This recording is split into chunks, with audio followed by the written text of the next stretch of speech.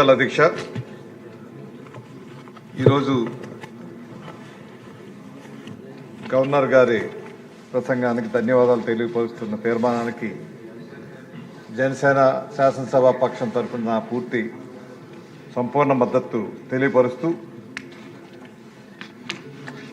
ఒక విధ్వంసకర రాష్ట్రాన్ని నుంచి రాష్ట్రం పునర్నిర్మాణం వైపు దేశంలోనే అత్యంత ప్రతిభావంతమైనటువంటి రాష్ట్రంగా రూపొందించడంలో మన గౌరవ ముఖ్యమంత్రి గారు కృషి ఈ సందర్భంగా చెప్పాల్సినటువంటి అవసరం ఉంది అధ్యక్ష. ఈ రాష్ట్రం ఇప్పుడు ఉన్నటువంటి పరిస్థితి చూస్తే ఇదొక స్వర్ణావకాశంగా రాష్ట్రాన్ని తీర్చిదిద్దే విధంగా కేంద్రంలో ప్రధానమంత్రి నరేంద్ర మోడీ గారు రాష్ట్రంలో పరిపాలనా అనుభవం ఉండి దేశంలోనే అత్యంత సీనియర్ రాజకీయ నాయకులుగా ఇటువంటి క్లిష్ట పరిస్థితుల్లో రాష్ట్ర ఆర్థిక సంక్షోభం నుంచి పునర్నిర్మాణం చేస్తూ దేశంలోనే 8వ ముఖ్య రాష్ట్రంగా జిఎస్డిపి నమోదు చేసుకున్నటువంటి రాష్ట్రం. అంతేకాకుండా ఈ దేశంలోనే నెంబర్ 1 రాష్ట్రంగా ఏవైతే పెట్టుబడులు వస్తున్నాయో పెట్టుబడులు అన్ని రాష్ట్రాల కంటే ఎక్కువ పెట్టుబడులు ఈ 18 మాసాల్లో మన రాష్ట్రం రావటం అన్నది చాలా గొప్ప విషయం. 25% పెట్టుబడులు బ్యాంక్ ఆఫ్ బరోడా ఫోర్బ్స్ నివేదిక ప్రకారంగా ఈ రాష్ట్రానికి అత్యధిక పెట్టుబడులు రావడమే కాకుండా రాష్ట్ర పురోభివృద్ధి బాట వైపు వెళ్తూ గ్రోత్ రేట్ కూడా 10.75% నుంచి దేశం గ్రోత్ రేట్ కంటే ఎక్కువ శాతం మనం నమోదు చేసుకున్నటువంటి అవకాశాన్ని తక్కువ టైంలో తీసుకురాగలిగారు మన గౌరవ ముఖ్యమంత్రి గారు. మనకి కేంద్రం ఎప్పుడు కూడా డబుల్ ఇంజిన్ సర్కార్ అంటారు అధ్యక్ష, కానీ మన దగ్గర ఉన్నది మటుకు ట్రిపుల్ ఇంజిన్ సర్కారు. అటు నరేంద్ర మోడీ గారు ప్రధానమంత్రి గారు, ఇటు చంద్రబాబు నాయుడు గారు, వీరికి తోడుగా పవన్ కళ్యాణ్ గారు కూడా తోడవడం వల్ల మరింతగా స్పీడ్గా ఈ రాష్ట్రం అభివృద్ధి చెందేటువంటి అవకాశంలో ముందుకు వెళ్తుంది అధ్యక్ష. ఉదాహరణకి వ్యవసాయ రంగం కానీ, పారిశ్రామిక రంగం కానీ, సేవా రంగాలు కానీ అన్ని రంగాల్లో కూడా సర్వతోముఖాభివృద్ధి సాధిస్తూ అన్ని రంగాల్లో కూడా ముందంజ వెళ్తున్నటువంటి పరిస్థితుల్లో మన దేశ అభివృద్ధి వ్యవసాయ రంగంలో 3.1% ఉంటే మన రాష్ట్రంలో 10.14% అభివృద్ధి నమోదు చేసుకున్నటువంటి పరిస్థితులు ఉన్నాయి అధ్యక్ష. పరిశ్రమకు వస్తే దేశవ్యాప్తంగా 7% అభివృద్ధి ఉంటే మన రాష్ట్రంలో 9.15% అభివృద్ధి సాధించుకున్నాం అధ్యక్ష. సర్వీస్ సెక్టర్లు అయితే 9.3% దేశవ్యాప్తంగా ఉంటే మన రాష్ట్రం 10.67% అభివృద్ధి సాధించుకున్నాం. అంటే ముఖ్యమైనటువంటి రంగాలన్నింటిలో అతి తక్కువ టైంలో అభివృద్ధి సాధిస్తూ ముందుకు తీసుకువెళ్తూ ప్రజలకు మేలైనటువంటి సంక్షేమ కార్యక్రమాలు జరిపిస్తూ ఉపాధి అవకాశాలు కల్పిస్తూ సుమారు 25 లక్షల కోట్ల రూపాయలు విలువ చేసేటువంటి పెట్టుబడులు మన రాష్ట్రానికి తీసుకొచ్చినటువంటి ఘనత మనకి మన గౌరవ ముఖ్యమంత్రి గారికే చెందుతుంది అధ్యక్ష. అదేవిధంగా కాగ్ రిపోర్టు ప్రకారంగా చూస్తే మనం గత 9 మాసాల్లో క్యాపిటల్ ఎక్స్పెండిచరు చేసేది సుమారు 19,000 కోట్ల రూపాయలు. గత 5 సంవత్సరాల్లో ఎప్పుడూ ఎంత ఎక్కువగా క్యాపిటల్ ఎక్స్పెండిచరు చేసినటువంటి దాఖలాలు లేవు అధ్యక్ష. ఇటువంటి ఆర్థిక సంక్షోభంలో కూడా ఇటువంటి క్యాపిటల్ ఎక్స్పెండిచర్ చేయడం అన్నది ముదాహం. అదేవిధంగా మనకి ఎలక్ట్రిసిటీ రంగం చూస్తే ఉదాహరణకి గత ప్రభుత్వం 5 సంవత్సరాల్లో సుమారు 30,000 కోట్ల రూపాయలు అదనంగా ట్రూ అప్ ఛార్జెస్ అనేసి విధించింది. మొట్టమొదటిసారి మన రాష్ట్ర చరిత్రలో ట్రూ డౌన్ ఛార్జెస్ అని చెప్పి 13 పైసలు తగ్గించే కార్యక్రమం చేయటమే కాకుండా వచ్చే 4-5 సంవత్సరాల్లో ₹1.29 తగ్గించాలనేటువంటి ఆలోచనతోనే మన ముఖ్యమంత్రి గారు కార్యక్రమం రూపొందించడం ఉదాహరణ అధ్యక్ష. ముఖ్యంగా ఇక్కడ ఒక విషయం చెప్పాలి అధ్యక్ష, మన ముఖ్యమంత్రి గారు ఒక ముఖ్యమంత్రిగానే కాకుండా దేశంలోనే ఒక మంచి పరిపాలన అనుభవం ఉన్నటువంటి వ్యక్తిగా business reformer of the year అని మీకు ఎకనామిక్ టైమ్స్ ఆఫ్ ఇండియా 2025 సంవత్సరానికి బిజినెస్ రిఫార్మర్ ఆఫ్ ఇయర్ అని మన ముఖ్యమంత్రి గారికి గౌరవం దక్కడం అన్నది ఈ ఆంధ్ర రాష్ట్రానికి దక్కినటువంటి గౌరవంగా మనం భావించాల్సినటువంటి అవసరం ఉంది. అంటే అతి తక్కువ టైంలోనే తన ఉన్నటువంటి అనుభవంతో ఏ విధంగా ఇన్వెస్ట్మెంట్స్ తీసుకురావాలి, ఏ విధంగా రిఫార్మ్స్ తీసుకురావాలి, ఇవన్నీ కూడా ప్రభుత్వ రంగంలో రిఫార్మ్స్ తీసుకొని వచ్చి పెట్టుబడులు తీసుకొచ్చేటువంటి ప్రక్రియలో వారు సఫలీకృతం అయ్యారు అధ్యక్ష. అంతేకాకుండా ఈ రాష్ట్రంలో ఉన్నటువంటి 3 ప్రాంతాలు, అటు విశాఖపట్నం సంబంధించి ఈస్ట్ గోదావరి నుంచి శ్రీకాకుళం వరకు, అదేవిధంగా వెస్ట్ గోదావరి నుంచి ఇటు అమరావతి, గుంటూరు, ప్రకాశం వరకు, తిరుపతి చుట్టూ ఉన్నటువంటి రాయలసీమ జిల్లాలు 3 ప్రాంతాలు 3 గ్రోత్ ఇంజన్స్గా అభివృద్ధి పరచాలనేటువంటి ఆలోచనతోనే ముఖ్యంగా విశాఖపట్నం లాంటి ప్రాంతానికి విపరీతమైనటువంటి పెట్టుబడులు వచ్చేటువంటి పరిస్థితుల్లో ఈ అనతి కాలంలోనే సుమారు 5-6 లక్షల కోట్ల రూపాయలు పెట్టుబడులు విశాఖ రీజియన్కి రావటం, విశాఖపట్నానికి ఈ రాష్ట్రానికి ఒక గ్రోత్ ఇంజిన్గా, మన కంబైన్డ్ రాష్ట్రంలో హైదరాబాద్ ఎటా అయితే గ్రోత్ ఇంజిన్గా ఉండి 60% ఆదాయం హైదరాబాద్ నుంచి వచ్చే కార్యక్రమం ఎటా అయితే జరిగిందో, ఇప్పుడున్నటువంటి పరిస్థితులు కూడా విశాఖపట్నానికి ఒక గ్రోత్ ఇంజిన్గా ఇప్పుడు మనకు వస్తున్నటువంటి జిఎస్డిపి గత ఏడాది కంటే 2 లక్షలు పెరిగి 17,60,000 కోట్ల రూపాయలు చేరింది అధ్యక్ష. అందులో అత్యధిక శాతం కంట్రిబ్యూషన్ నెంబర్ 1గా విశాఖ రీజియన్ ఉండటం, అదేవిధంగా వ్యక్తిగతంగా పర్ క్యాపిటల్ ఇన్కమ్ చూసినా మీకు రాష్ట్ర వ్యాప్తంగా 2,94,000 రూపాయలు ఉంటే ఒక విశాఖపట్నం రీజియన్ నుంచే 6,58,000 రూపాయలు వస్తుంది అధ్యక్ష. దీంతో పాటు మీకు ఆ రీజియన్లో అత్యధిక రాష్ట్రంలో రావటమే కాకుండా పర్ క్యాపిటల్ ఇన్కమ్ అక్కడ అత్యల్పంగా పర్ క్యాపిటల్ ఇన్కమ్ కూడా పార్వతీపురానికి సంబంధించినటువంటి ప్రాంతం అత్యల్ప ఆదాయ మార్గంగా ఉన్నటువంటి అవకాశం ఉంది. కాబట్టి ఈ వ్యత్యాసాలు సరిచేయాలనేటువంటి ఉద్దేశంతోనే పారిశ్రామికీకరణకు అత్యధిక ప్రాధాన్యత ఇచ్చి పరిశ్రమలు అక్కడ తీసుకురావాలనేటువంటి ఆలోచనతోనే ముఖ్యమంత్రి గారు తీసుకున్నారు అధ్యక్ష. ఈ మధ్యకాలంలో తమకు కూడా తెలుసు అధ్యక్ష, విశాఖపట్నానికి మీకు ప్రపంచవ్యాప్తంగా పేరు పొందినటువంటి గూగుల్ డేటా సెంటర్ కూడా అక్కడ విశాఖపట్నానికి వచ్చి సుమారు వచ్చే 5 ఏళ్లలో 1,30,000 కోట్ల రూపాయలు ఇన్వెస్ట్మెంట్ పెట్టాలని, దాని ద్వారా వేలాది మందికి ఉపాధి అవకాశాలు కల్పించడమే కాకుండా ఒక టీసీఎస్ లాంటి పెద్ద ప్రపంచవ్యాప్తంగా నైపుణ్యం కలిగినటువంటి సంస్థ ఈసరికి అక్కడ మా పనులు ప్రారంభించారు అధ్యక్ష. అదేవిధంగా కాగ్నిజెంట్ మొన్ననే మన ముఖ్యమంత్రి గారు లోకేష్ గారు కలిపి సుమారు ఒకే రోజు 15 ఐటీ కంపెనీలు విశాఖ ఐటీ సెజ్లో ప్రారంభించేటువంటి కార్యక్రమంతో ఒక కాగ్నిజెంటే ఈ ఏడాదిలోనే 10,000 మందికి ఉద్యోగ అవకాశాలు కల్పించడానికి వారు మాట ఇచ్చారు అధ్యక్ష. అదేవిధంగా టీసీఎస్ ద్వారా 3,000 ఉద్యోగ అవకాశాలు కల్పించడానికి కావాల్సినటువంటి ఏర్పాట్లు జరుగుతున్న అధ్యక్ష. వీటితో పాటు మన కూటమి ప్రభుత్వం ఉండడం వల్ల గతంలో అయితే విశాఖ పరిశ్రమ ఏదైతే విశాఖ ఉక్కు కర్మాగారం ఉందో, విశాఖ ఉక్కు ఆంధ్రలో ఒక్కని పోరాటం చేసి 32 మంది ప్రాణత్యాగాలతో సాధించుకున్నటువంటి విశాఖ ఉక్కు కర్మాగారం ప్రైవేటీకరణ జరిగేటువంటి దిశలో వెళ్తున్నప్పుడు గత ప్రభుత్వం దాన్ని అడ్డుకోలేకపోయింది అధ్యక్ష.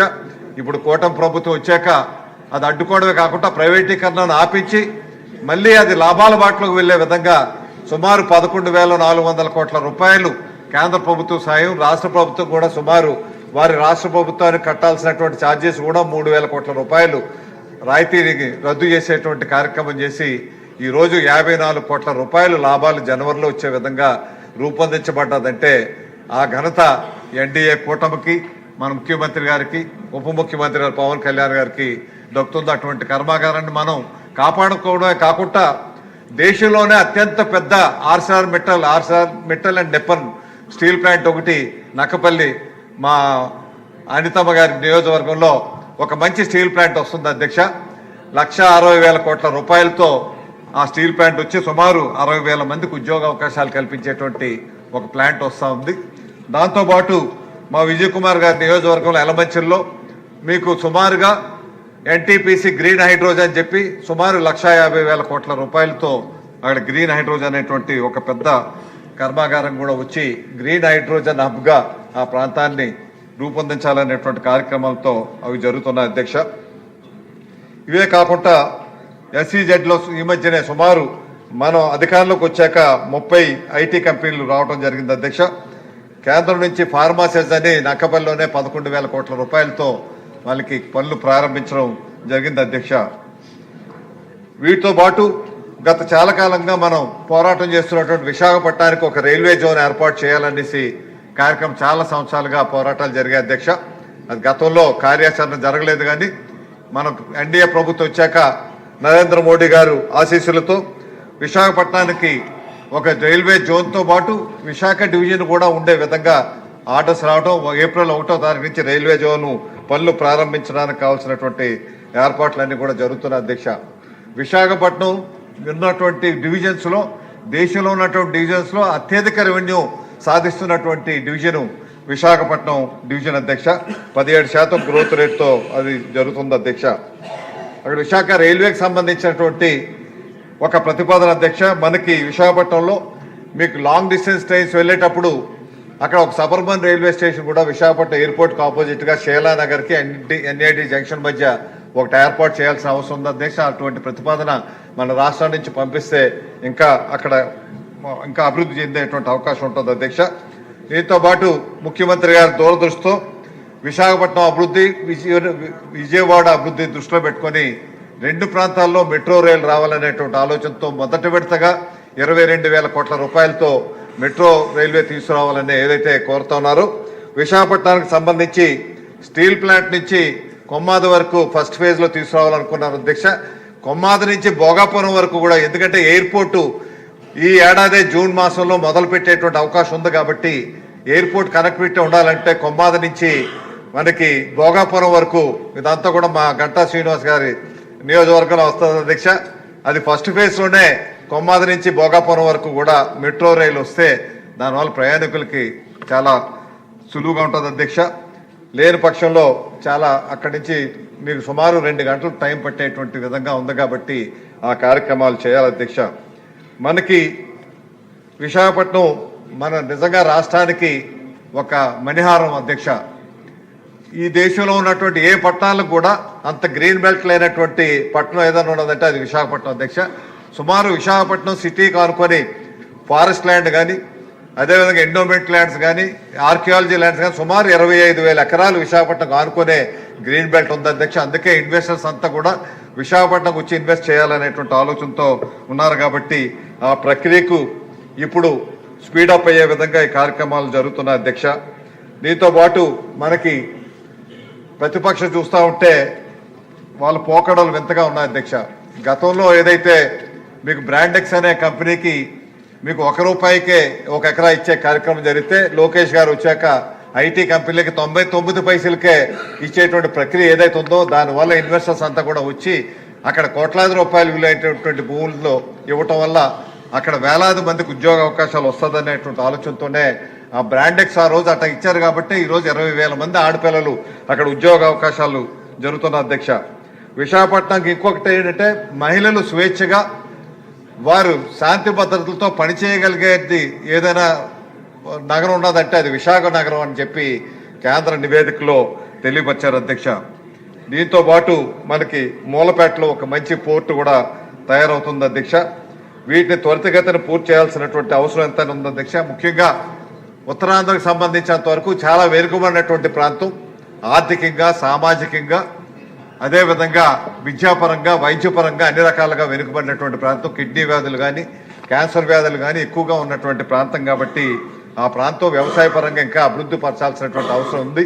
మనకి పోలవరం లెఫ్ట్ కెనాలు వచ్చే ఏడాదికి పూర్తవుద్దని మన ముఖ్యమంత్రి గారు ప్రయత్నం చేస్తున్నారు అధ్యక్ష. దీంతో పాటు ఉత్తరాంధ్ర సుజల స్రవంతి కనీసం ఫస్ట్ ఫేజ్ అయినా సరే 2,600 కోట్ల రూపాయలతో 1,30,000 ఎకరాలు సాగులోకి వస్తుంది కాబట్టి ఆ ప్రాజెక్ట్ చేయాల్సినటువంటి అవసరం ఉంది అధ్యక్ష.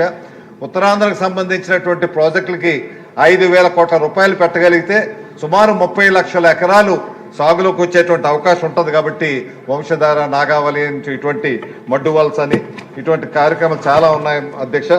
ఇవన్నీ కూడా పూర్తి చేయాలంటే 5,000 కోట్ల రూపాయలు మాత్రమే చాలు. అత్యంత తక్కువ డబ్బుతో ఎక్కువ ఇరిగేషన్ ఇచ్చేటువంటి ప్రాంతం ఏదైనా ఉన్నదంటే ఉత్తరాంధ్రలో ఉన్నటువంటి వ్యవసాయ భూములు 30 లక్షల ఎకరాలు సాగులోకి వచ్చేటువంటి అవకాశం ఉంది అధ్యక్ష. ఆ గత వైసీపీ ప్రభుత్వం అయితే వారు 5 సంవత్సరాల్లో సుమారు 1,500 కోట్లు పెడితే కేవలం 500 కోట్ల రూపాయలు మాత్రమే 5 సంవత్సరాల్లో ఉత్తరాంధ్ర మీద ఖర్చు పెట్టారు అధ్యక్ష. అందుగురించనే వారు చేసినటువంటి అవినీతి కార్యక్రమాలకి ముఖం చెల్లకే ఈరోజు హౌస్లోకి రావటం లేదు తప్పితే వారు చేసిన అవినీతిని సమర్థించుకోలేని పరిస్థితుల్లో వారు అసెంబ్లీకి కూడా రాకుండా మీకు దుష్టపరప ఏదో విధంగా ఆటంకాలు కల్పించాలనేటువంటి ఆలోచనతోనే కార్యక్రమాలు జరుగుతున్న అధ్యక్ష. ముఖ్యంగా ఈ రాష్ట్రం సర్వతోముఖాభివృద్ధి సాధించడానికి సోలార్ ఎనర్జీలో సోలార్ హబ్గా అదేవిధంగా సెమీ కండక్టర్ హబ్గా, ఏరోస్పేస్ హబ్గా, డ్రోన్ హబ్గా, డిఫెన్స్ కారిడార్గా, హార్టికల్చర్ హబ్గా, అదేవిధంగా మనకి గ్రీన్ హైడ్రోజన్కి హబ్గా అన్ని రకాలుగా కూడా అభివృద్ధి చేసేటువంటి ప్రక్రియలో మన ముఖ్యమంత్రి గారు ముందుకు తీసుకెళ్లేటువంటి ప్రక్రియ ఏదైతే ఉందో వారికి నా హృదయపూర్వక ధన్యవాదాలు తెలియపరుస్తూ, మనకి పవన్ కళ్యాణ్ గారు కూడా వారు ఏదైతే గ్రామీణ శాఖ అయితే ఉందో ఆ శాఖలో సుమారు 12,000 కోట్ల రూపాయలతో అభివృద్ధి కార్యక్రమాలు చేయడమే కాకుండా 4,000 కిలోమీటర్ల రోడ్లు కూడా వేసేటువంటి కార్యక్రమాలు జరిగాయి అధ్యక్ష. మీకు ఒకేసారి 13,000 గ్రామాల్లో పంచాయతీ సమావేశాలు పెట్టి వరల్డ్ రికార్డు సాధించే కార్యక్రమం వారు చేస్తే, లోకేష్ గారు అయితే ఒకేసారి పేరెంట్ టీచర్ మీటింగ్ పెట్టి అదొక ప్రపంచ రికార్డుగా ఆ రికార్డు సాధించినటువంటి ఘనత విద్యా వైద్య పరంగా ఈ రాష్ట్రం ఎంతో అభివృద్ధి చెందే విధంగా దేశంలోనే నెంబర్ 1 రాష్ట్రంగా రూపొందించేటువంటి కార్యక్రమానికి నాంది పలికేటువంటి వారికి నా హృదయపూర్వక ధన్యవాదాలు తెలియపరుస్తూ ఒక్క ప్రత్యేకమైన విషయం చెప్పి ముగిస్తాను అధ్యక్ష. మనం వచ్చి 19 మాసాలైంది. ఇప్పుడున్నటువంటి పరిస్థితుల్లో తెలుగుదేశం పార్టీ స్థాపించినటువంటి మహనీయ స్వర్గీయ ఎన్టీ రామారావు గారి గురించి స్మరించుకోవాల్సినటువంటి అవసరం ఎంత ఉంది అధ్యక్ష. సామాన్యుడి గురించి, రైతు గురించి, కార్మికుడి గురించి వారు ప్రత్యేకించి కూడు గుడ్డ నీడ అనేటువంటి కాన్సెప్ట్తో ఆ రోజు ఉన్నటువంటి కాంగ్రెస్ పార్టీకి వ్యతిరేకించి పార్టీని స్థాపించి 9 మాసాల్లోనే అధికారం వచ్చినటువంటి నట సార్వభౌముడు ఎన్టీ రామారావు గారు అధ్యక్ష. వారిని మీ ద్వారా ఈ సభ సభ్యులందరూ కూడా గౌరవ సభ్యులు కోరుకుంటున్నా, భారతరత్న అనేటువంటి ప్రతిష్టాకరమైనటువంటి వారికి ఇవ్వాల్సినటువంటి అవసరం భారతరత్న కేటాయించాలి.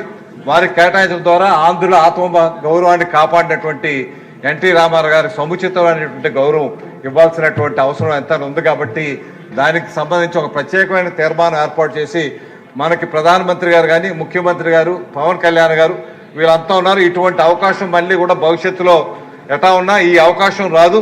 ఇటువంటి మంచి అవకాశంలో ఇప్పుడే భారతరత్న సాధించుకోగలుగుతాం. కాబట్టి ఒక ప్రత్యేకమైన చర్చ పెట్టుకొని ఈ సమావేశం ఏకగ్రీవ తీర్మానం చేసి మన కేంద్ర ప్రభుత్వానికి పంపించి ఒకసారి మీరు, స్పీకర్ గారు, మన ముఖ్యమంత్రి గారు, ఉప ముఖ్యమంత్రి గారు అందరూ కూడా కలిసి ప్రధానమంత్రి గారిని కలిసి విన్నవించి వారి సాధించుకోవాల్సినటువంటి అవసరం ఎంతైనా ఉందని తెలియపరుస్తున్నాం అధ్యక్ష. ఇంకొక విషయం కూడా తెలియపరుస్తానంట, ఎందుకంటే ఆ వంశంతో గొప్ప ఒక్క నిమిషంలో అయిపోద్ది అధ్యక్ష. మొన్ననే చూశాను నేను, లోకేష్ గారు అన్నారు నాకు పోటీ మా ఇంట్లో సభ్యులే అని చెప్పారు. మరి నారా దేవాంశ్ చూస్తే 10 సంవత్సరాల్లోనే చైల్డ్ ప్రాడిగీగా, చెస్లో అయితే ఆయన ఫాస్టెస్ట్ చెక్మేట్ సాల్వర్గా ఆయనకు ఒక బిరుదు కూడా వచ్చింది అధ్యక్ష. వరల్డ్ బుక్ ఆఫ్ రికార్డ్స్లో 2025లో నమోదు చేసుకుని లండన్ వెస్ట్ మినిస్టర్ హాల్లో వారికి అది ప్రదానం చేశారు అధ్యక్ష. అంత చిన్న వయసులో అది రావటం అన్నది సామాన్యమైనటువంటి విషయం కాదు అధ్యక్ష. అదే కాకుండా ఆయన రెండో రికార్డు ఏంటంటే 7 డిస్క్ టవర్ ఆఫ్ హెనోయ్ అనేసి అక్కడ కూడా 1 నిమిషం 43 సెకండ్లో అది సాల్వ్ చేయగలిగారు అధ్యక్ష ఆ చిన్న వయసులో. అదేవిధంగా ఇంకోటి 9 చెస్ బోర్డ్స్ని 32 ఉన్నటువంటి పాన్స్ని 5 నిమిషాల్లోనే అది సాల్వ్ చేసినటువంటి ఘనత తీసుకొచ్చినటువంటి వారైతే, ఇక నారా భువనేశ్వర్ గురించి చెప్తే వారికి కూడా 2025లో outstanding dairy professional award 2025లో ఇండియన్ డైరీ అసోసియేషన్ వారికి ఇవ్వడం జరిగింది అధ్యక్ష. మీకు ఎన్టీ రామారావు గారు మనవరాలైనటువంటి నారా బ్రహ్మణి గారికి, లోకేష్ గారి సతీమణి గారికి అయితే golden peacock excellence in corporate governance అన్నది నేషన్ వైడ్ వచ్చింది ఎఫ్ఎంసీజీ గ్రూపులకి. అదేవిధంగా most powerful women in India UK corporate excellence వారు ఇచ్చినటువంటి అవార్డ్స్ ఉన్నాయి అధ్యక్ష. ఇటువంటి చరిత్ర కలిగినటువంటి నాయకులు మనకు ఉండడం నిజంగా ఈ రాష్ట్రానికి ఒక గౌరవప్రదంగా గావిస్తూ మరొకసారి మీ ద్వారా గౌరవ సభను కోరుకుంటున్నా అధ్యక్ష. మన భారతరత్న ఎన్టీ రామారావు గారికి వచ్చే విధంగా మీరు కృషి చేయాల్సిందిగా కోరుతూ మరొకసారి గవర్నర్ గారి ప్రసంగానికి జనసేన పార్టీ తరఫున హృదయపూర్వక సంపూర్ణ ధన్యవాదాలు, మద్దతు తెలియపరుస్తూ సెలవు తీసుకుంటాను. సభ్యులకు చిన్న మనవి, చాలామంది మాట్లాడేవారు ఉన్నారు కాబట్టి దయచేసి 10 నిమిషాలు దాటకుండా నేను బెల్ల జోలికి వెళ్లకుండా కంప్లీట్ చేయాలని చెప్పి